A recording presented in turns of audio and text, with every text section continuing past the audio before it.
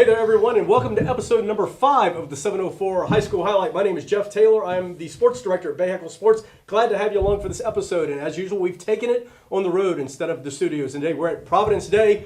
We're going to talk to the basketball coaches. We're going to talk to the football coach, talk about Providence Day, all the success they've had, and what the future looks like as we go into the second half of the basketball season, or near the end of the basketball season. We got Coach Grier here also. We're going to talk a little football. So let me get started with this. I'm going to start with you, Coach. Just tell everybody a little bit about yourself, a little bit of your journey, and what got you to here.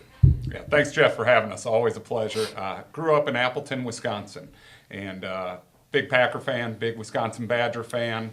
My first coaching opportunity was with my dad, Joe Springer, at a junior college. We had no basketballs, no players, and no uniforms. It got better from there. And coached collegiately for 7 years, junior college, Division I, Division II, Division III, and have been blessed to be here at PD for the last 16 years. We mentioned ODAC before we got started, so went to Randolph-Macon. Y'all heard of Randolph-Macon? Oh, yeah. So anyway, good division. I played football, so I was a place kicker, though. So it's a little, people give me a hard time about that, but I still say college football. Coach, what about yourself? I am from Somerset, New Jersey. Born there, raised there. Went to college in Florida, a place called Barry University, and played there, and had a good career there. And I think for a little while held the all-time leading scoring record there. And some kid, I think a year or two, came up and stole that from me. But I started coaching there. 1994 was my first year as a high school head coach, and this is my 26th year of doing that, mixed in with some college coaching, assistant at University of Georgia and Marist College, and also my alma mater, Barry University, and was also an assistant at Binghamton University in New York, and so kind of been around a little bit, and so excited to be here. It's my second year at PD, and so yeah, excited to be here. Coach Grier? Born and raised in Charlotte. Spent most of my life here, really, outside of college, and 3 years in Charleston. I was about 25 years in business, mostly IT-related fields, and this would be my 13th year as a head coach. Be my 7th year where I just coach. I mean, I was business and coaching for a while. Not nearly as prolific as these guys.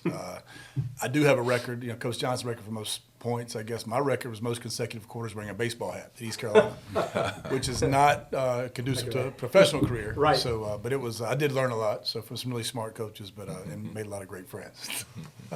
So obviously a lot of success around the table here. Let me ask you guys this also, back with Coach Grier. What drew you to Providence Day? What is it about this school that's so special? I have a little unique perspective growing up in Charlotte, and I went to my whole family. So my parents went to Harding, aunts and uncles at East, Independence. My mom taught at South Meck for forever. Retired from South Meck, became a full-time sub at Myers Park. But my junior year, I went to Charlotte Latin, and much to my mother's chagrin, but it was a great experience for me. Really good people over there, but even at Latin, I had really good friends here at Providence Day, and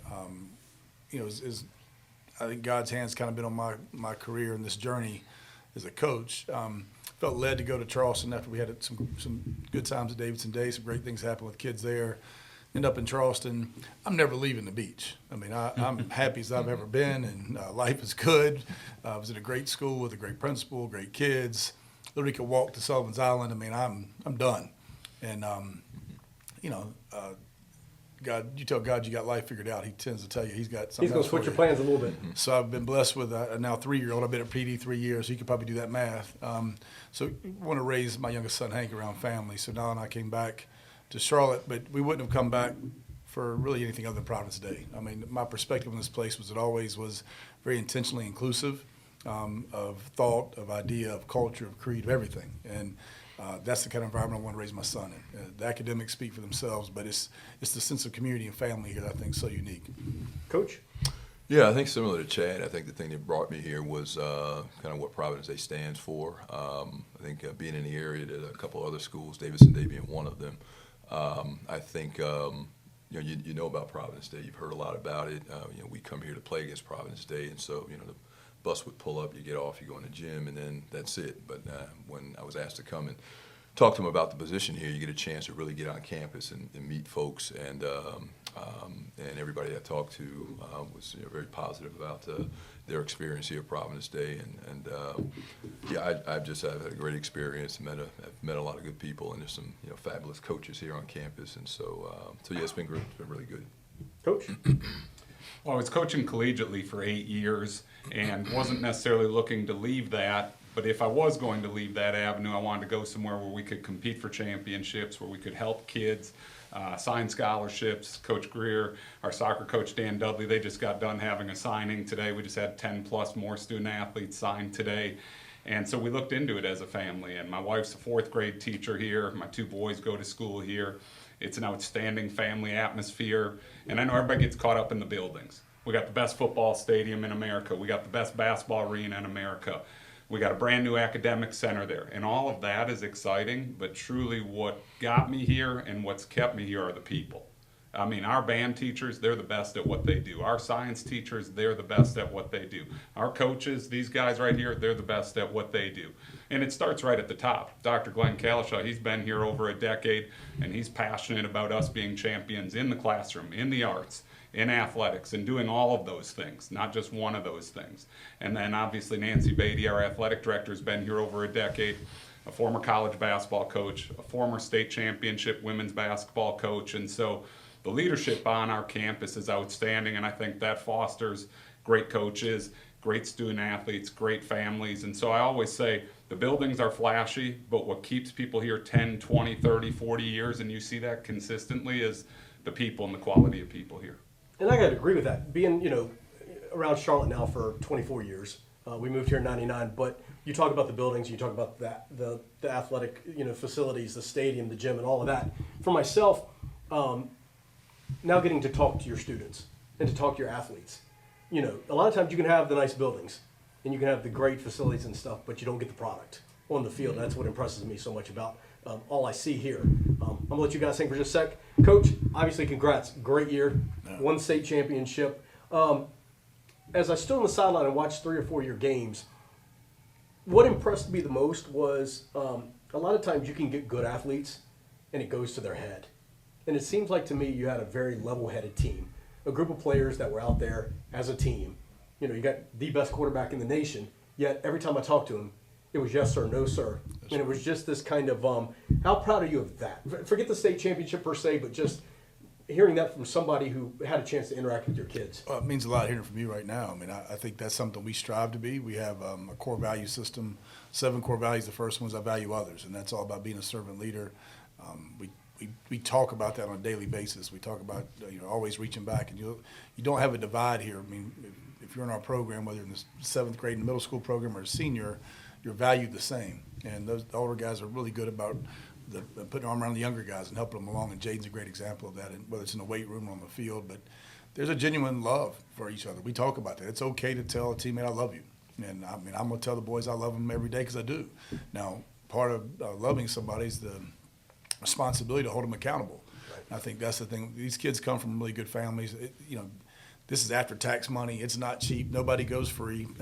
Contrary to urban legend, there's no merit scholarships or athletic scholarships. This is a place where parents have to make a real investment in their child's education. And so we've got a great head start at home. So what I find is we're really reinforcing what they're already being taught. But the kids seem very receptive to that. My experience, I think, when you provide structure and discipline and accountability, and you do it from a place of love, kids respond to that. And I think that's what we're seeing here at Providence in our football program. Coach, we had Jordan on the other night, a great young lady, but she mentioned leaving a legacy. I guess that's kind of your mantra, your theme for your team. Where did that come about, and how did the girls take into that about leaving a legacy? Yeah, we talked to our seniors at the start of this year and wanted to give them some ownership. Our program motto is "It's not about me," and every year we have a new theme. And this year they came up with that. And obviously, as seniors, Jordan and Lauren said, you know what? What can we do a year from now, 3 years from now, 10 years from now that will still resonate here on campus? And obviously Jordan's been a fantastic player, stuff in the stat sheet in a number of areas. Lauren just signed her scholarship papers to Denison an hour ago, but obviously their impact goes much deeper than that. And obviously the legacy that they've left with our freshmen, our sophomores, our juniors. This sounds funny. We had a team dinner last night and we had a baking contest. So we want to be champions on the court. They were outstanding. Yes, we've got some All-American bakers to go with All-American basketball players. But, we want to work hard and play hard and truly, truly mean that. And obviously those two are unbelievably special to our program now. And like coaches were talking about earlier, not just now. You know, people throw around these cliches like PD family, and you know, we've been so blessed. We've had 15 alumni come back to watch us in the last couple weeks. They come in and talk to us before the game. They come for our Play for K night, like next week when we wear the pink jerseys in honor of Kay Yao and try to raise resources for breast cancer awareness. And so it truly is that family feel. And when you have that TK to 12 campus, you have 14 years of kids in your program. I've been fortunate that I've been here 16 years, and we had a young lady, Elle Ferguson, graduate 2 years ago. She was in our program for 14 years. She was here at 5 years old in our camp, all the way through, and as a senior, led the state of North Carolina in three-point shooting. Right. Now, if that's not a journey, I don't know what is.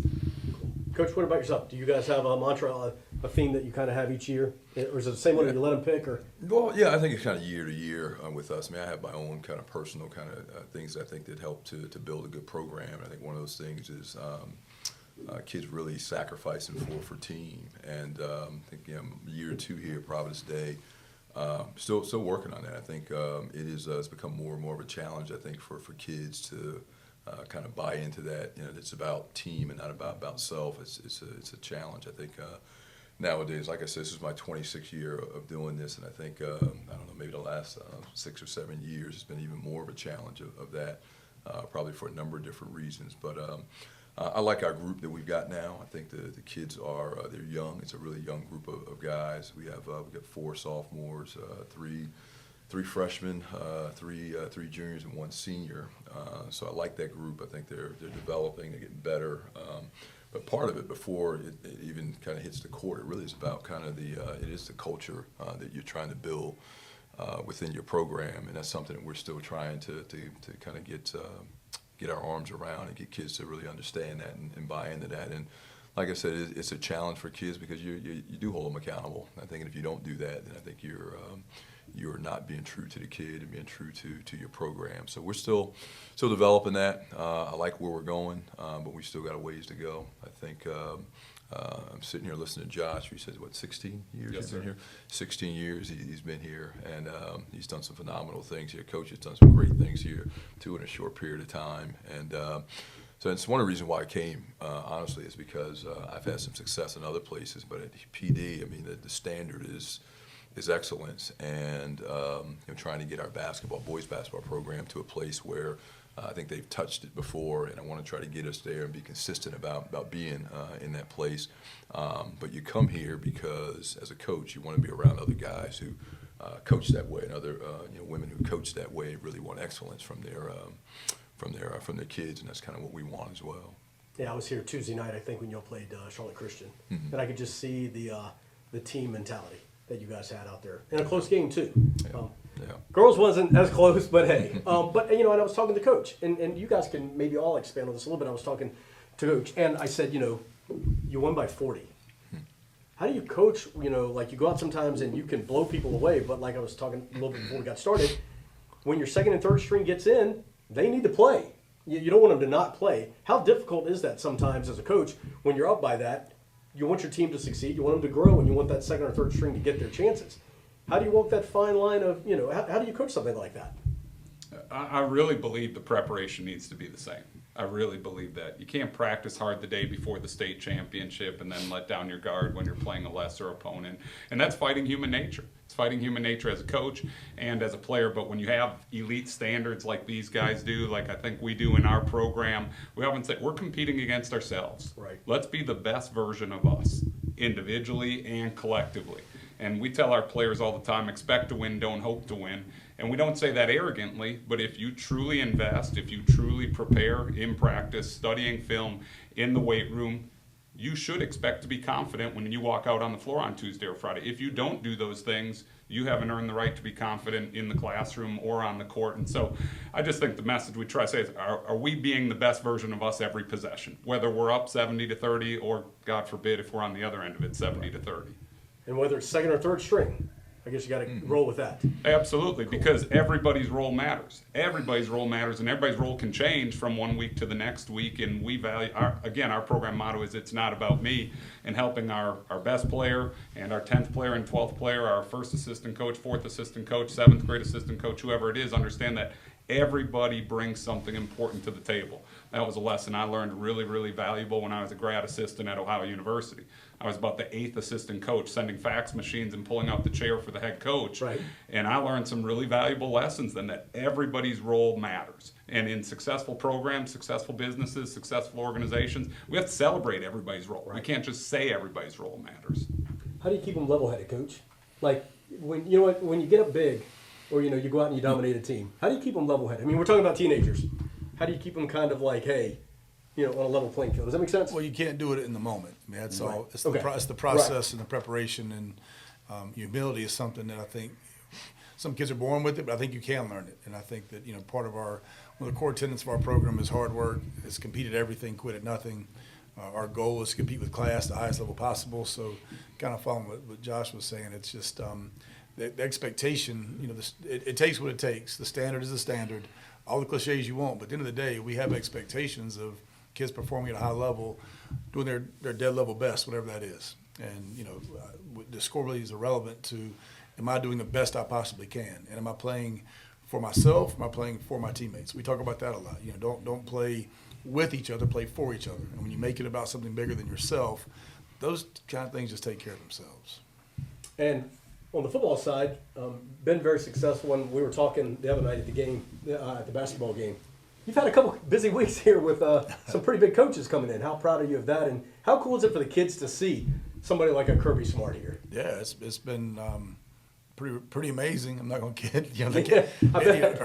Kirby Smart lands a helicopter. That's what I did. But the only question was, I saw it on social media. Did he land it here? He did. He sure did. And with some unique challenges. There was a funeral going at the church across the street, so we were trying to time it. And they're literally the guy, his handlers, text me. I'm like, please, you can't land on the stadium, but that's near the cemetery. Please come to the baseball field. So right. They come swooping in and they'd take a big turnaround. But that was cool, man. And it's fun for our kids. But really, what that means is they're not coming to see me. I mean, they're coming right. to see. It just says we've got some really good players. And what I love is, I love talking about this, is, we've got some guys that really have earned the old-fashioned way the success they're getting. People on the outside can say, "Oh, well, just a D1 kid," and I love to go tell their stories. Right. George Shipp was a quarterback his whole life till he got here, and he became one of the most coveted receivers in the country. David Sanders was a basketball player. No, sorry, Ron, that hurts, because I'm sure he'd be a great one. Right. But he's the number 1 ranked prospect in the nation in his class, which never happens for a lineman. And you never have two services, 247 rivals agree on the same guy. That's unusual too. But you just got Brody Barnhart was a running back on a bad middle school team. Now he's one of the most coveted safeties in the country. Really, I mean, these kids have worked and they bought into the culture. And I know exactly what Ron means. I mean, when you start the first year here, and it was COVID, it's my culture, and I'm trying to force it onto them. The second year is kind of that transition where you're starting to see it. It's give and take, but it's coming. Our third year last year, I mean, the kids owned it. And the details, the attention to detail, the little things in the program that you, frankly, have to coach so much harder until that culture takes root. It's actually easier. I mean, now the kids own that. They take care of the details, and it's my job to police it and make sure I don't allow, whatever you allow becomes your culture. So my job is to make sure that, we're holding the standard. But, I mean, it's really cool to see kids work to earn the success and recognition. See those kids. We had 7 signed. We have at least 2 more, maybe a third. Will continue to play off of this group, and we've got some great ones coming behind them. So it's a lot of fun and very rewarding for me to see. Again, we have 3 goals, not to win a game. Our goal is to win kids, compete with class at the highest possible level, and the third goal really is to provide a great high school experience. And for any kid that has the desire and ability to play at the next level, we enable that. And so we take a lot of pride in helping our kids. I can't promise them a scholarship. I can promise I can get them evaluated. Right. And they You're gonna get them to that spot, or at least. Yeah, they write the story. I get Right. to tell it, and and you can tell I can talk a lot. So I spend a lot of time talking and talking to coaches. And the truth of it is, these kids are great students. They come from great families, and their film's going to speak for itself. So if they put the preparation in to great film, it's an easy story to tell. We find places for kids to land. For you, Coach, 2 years you've been here, you said. Yep. The second year. You see signing day, though, and you've seen the successes had. For you as a coach, how excited are you to see signing day and to know some of the kids that you're coaching right now where they're going to head or what the future looks like, even for the younger kids? Yeah, no, it is exciting. I think it's great just on this campus alone. Not just I think when you're a basketball coach and you see field hockey players sign. If you're a basketball player, you see kids signing other sports. I think it's exciting for the school, but then also I think for kids it gives them some hope. Hey, I can do that. I can be that. And I've been fortunate to have some kids who have played at high levels, and I think for kids, I think given the opportunity to play any level really. I think that's another thing that we really try to impress upon kids, that not everybody's given that opportunity, whether it's Division 1, 2, or 3, that you're given this chance to play at the collegiate level. And it's exciting for kids. I think it's not just about Division 1. It's about being able to continue to play at that next level. And I think kids get excited about it. And I always talk to our kids, particularly the kids who say they want to play collegiately. I want them open to whether it's Division 1, 2, and 3, and not every kid's going to play at the Division 1 level. That's I think correct. being open to that opportunity, whatever comes up, I think is great for kids. I always tell them college ball is college ball. Yeah. You can tell people you played college football, whether it's Division 1, 2, or 3. Yeah, You that's played right. college lacrosse, Yeah. field hockey, whatever it is. Okay, so let me ask you guys this, and you can pass if you'd like, but one thing that I've kind of struggled with over the last year or two has been the transfer portal. I knowing that I've watched kids, and all three of my boys, one of them is still there, but my 3 kids all went to Providence High School. And I know kids at Providence who probably could have played at the next level, but have not gotten the opportunity. I don't know that I like the transfer portal, and I don't know, and I'll start over here then. Has it, to me, as a father and I'm 55 and I've watched college football and college sports forever, for me it's taken away a little bit of the purity of the game, if that makes sense. It seems to have taken away just a hair from it and maybe taken the opportunity away from some kids who really deserve it. Yeah, I don't know about the purity of the game so much from my perspective, but it's definitely in the football world, which is still recruited out of high school, which we don't have the showcases and the tournament. It's a little different. So it's all kind of just recruited out of high school. It has literally cut high school opportunities in half, and in some cases more. A friend of mine took a job at Arizona State, new staff. Hey, we got to do a roster rebuild. They took their class of 24, 20 were portal kids. Wow. They took 4 high school kids. I mean, there's so many examples of this. The roster rebuild approach now is portal. I have coaches, Mike Houston, East Carolina, who I'm a big fan of. I'm at East Carolina, and Mike said in my office, Coach, we're going to take at least half of our kids out of high school every year. And I was like, oh, that's awesome. Now, wait a minute, what am I saying?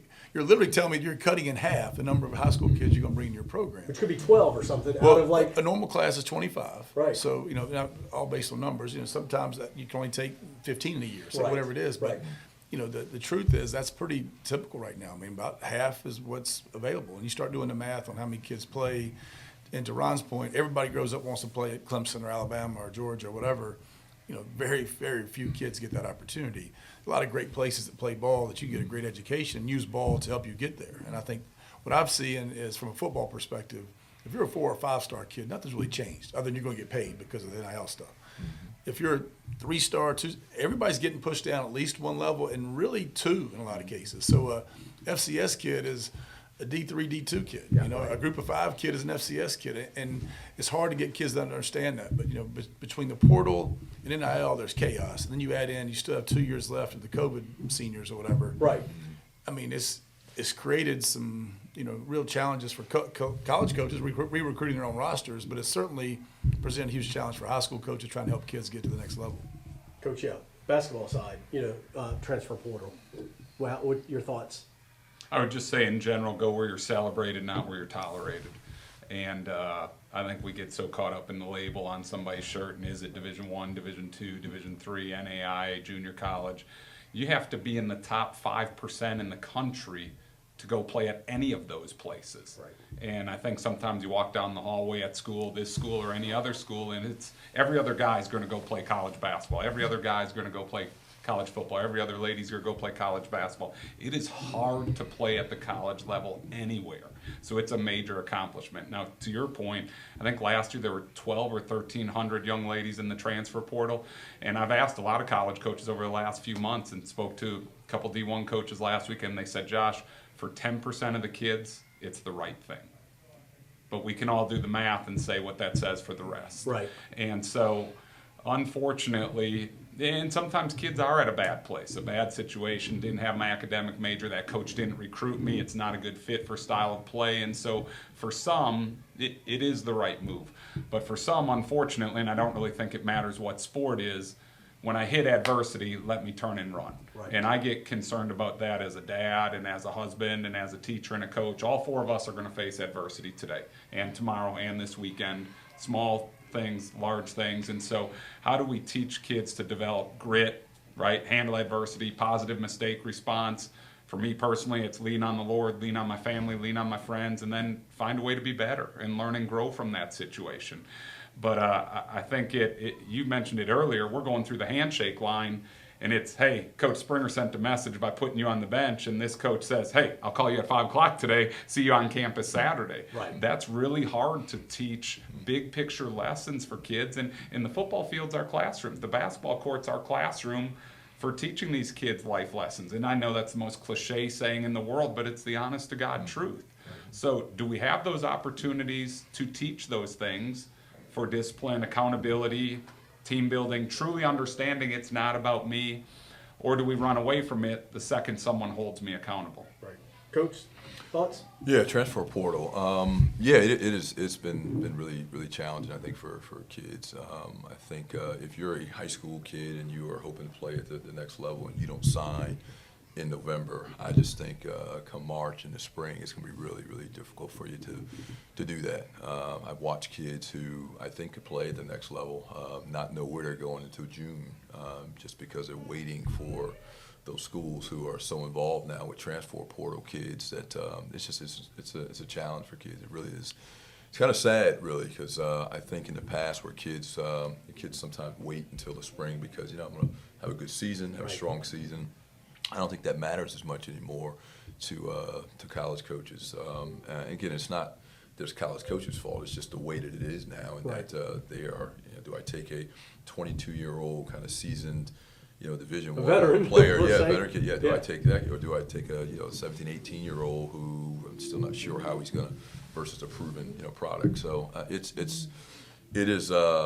it works out for some kids, I think, at the kids who are transferring and finding those schools to go to. But I think for high school kids, it's a tough deal. It really is. It's hard to sometimes explain that to kids and also their parents because they are thinking that my kid's gonna go somewhere, right? He might have to wait. He might have to wait a little while. So. And at the end of the day, too, did you want to? Can I add one more thing, Jeff? Ahead. I just think this was a good perspective last week, and somebody said to me, I can sign a high school kid, no matter how good they are or aren't, and I'm worried every day if they're going to leave. If they average 25 a game, I'm worried about them leaving. Right. If they average 2 a game, I'm worried about them leaving. Or I can sign a transfer kid and know that I'm going to get them for 3 years because they already transferred once. Right. So the chances of them transferring the second time, if they transfer again, now they have to sit a year. Right. And that was great perspective to me because why do I want a freshman that's 18 when I can get a 19 or 20-year-old and know I've got them for 3 years, as opposed to if they get 25 a game, they're transferring up. If they get 2 a game or sit the bench, they're leaving and going home. Right. And, I go back and think about, not only the high school players, but the players who were recruited by a coach or something. That coach leaves, and I'm going back to, what Deion Sanders said when he walked in. He was like, I'm bringing my dogs with me. And, right. And look at how many kids now have, up their, college career where they thought they were going to spend 4 years, and now they're going somewhere else. And it gets kind of crazy. So we'll end it with this, and it's just kind of another subject, but I'd love to have the perspective of coaches. More and more states now, we're looking at the NIL for high school students. Thoughts on that? And for me, I think, I get it, but I also think they're high school kids, where's the leadership in it? Where's somebody mentoring them, helping them through that situation? That problem exists in college. I'm sorry, I mean, jump. No, yeah. But I don't care what. I mean, well, that's if you're a another college thing, kid. Some of these college kids are getting. They don't understand how to pay taxes on this. Right. They don't have really what NIL has done. There's good. There's good. No, right, sure. Kids deserve a piece of this giant TV money pie. Right. I agree. Yeah. But there's. I don't do basketball, but the basketball downside of recruiting I always heard was they get handlers involved. They got these AU guys that try to get in the middle of the process or lead the process, want their hands greased or whatever. NIL has basically forced a family that's not looking to have somebody. They've said, hey, bring somebody to the table because here's a contract. Was a parent responsibly, you're going to have your child sign a contract without somebody educated in what that contract language is and what could be and should be. And I think it's, you sign an NLI, what happened today, those aren't negotiable contracts. I mean, it just kind of is what it is. This what it is, right? NIL is completely negotiable. Right. And if you're going to do right by your son or daughter, you kind of want to have that thing reviewed by a professional. Knows what they're looking at and what the terms are and what the consequences are and what exclusivity issues or not. I think when you talk about high school kids, some states don't allow it. California is one that does. Right. I think it introduces a whole different level of complexity and issues with kids. And I think the real issue with NIL for me isn't kids getting paid, but at any level, it's how do you manage your team culture and what does it do to the locker room and what does it do to, the team before me, that kind of thing. I think that's where there's going to be a real challenge. I mean, and I used the word earlier, and maybe not as much with the portal, but the purity of the game. That part I agree. The purity of the game. Now purity, I'm with you. Okay, got it. Cool. Yeah, no, that is exactly it. That the whole time I'm listening, that is exactly it for me. I think it really it's disruptive to your locker room, to your culture. I think you've got a kid who is getting X amount of dollars in this this agreement that he signed, and so some other kid who thinks, hey, I'm just as good, and you've got you hope that it doesn't disturb or disrupt the character of that kid, but it may, and then. That kid's coming in, he's got this and he's got that, he's flashing these things, and other kids kind of want that.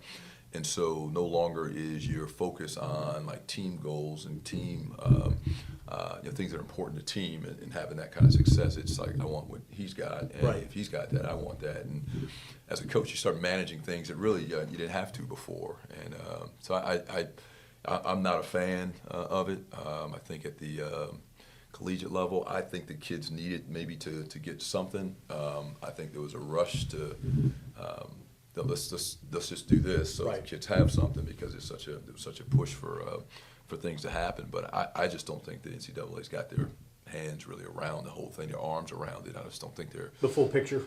Yeah, I don't see it. I just think it's already gotten a little bit out of control. Whack. Yeah, Coach. Yeah, I would just piggyback what Ron said. It seems like it's the wild, wild west right now, and I don't know how you bring the wild, wild west back in once it's already been out there. Obviously, there's money to be had in women's basketball. Full disclosure, it's not nearly what there is in men's basketball and in football. And so I agree that, I remember when a couple of our student athletes were getting recruited even a few years ago, it was, hey, are they going to get a cost of living stipend? And that was a huge deal, that the kids were going to get a cost of living stipend, and it was this much at school X and school Y and school Z. And now it's literally everybody negotiating on their own. And I agree with what both of these guys said. In a team sport where you're trying to preach selflessness, where you're trying to preach sacrifices, I just think it's incredibly difficult if, let's say, Ron's the starting point guard and I'm the hotshot point guard that just gets signed. Ron has a $100 car wash deal and they offer me $2 million to come in. That becomes pretty difficult in the locker room. Well, guys, Coach, congratulations on the state championship. Thank you. Thank you for your time. To you guys, best of luck the rest of the season. I know you're in conference play. Get to the tournaments, get to the playoffs, see what happens there. And thank you for what you do for our kids, for our community. We greatly appreciate it. thank you. Make sure you check out Providence Day and all that good stuff they got going on there. And thank you for watching this entire time. Make sure you subscribe, comment, like, whatever you do with your social media and wherever you listen to podcasts. Until next time, we'll see you soon.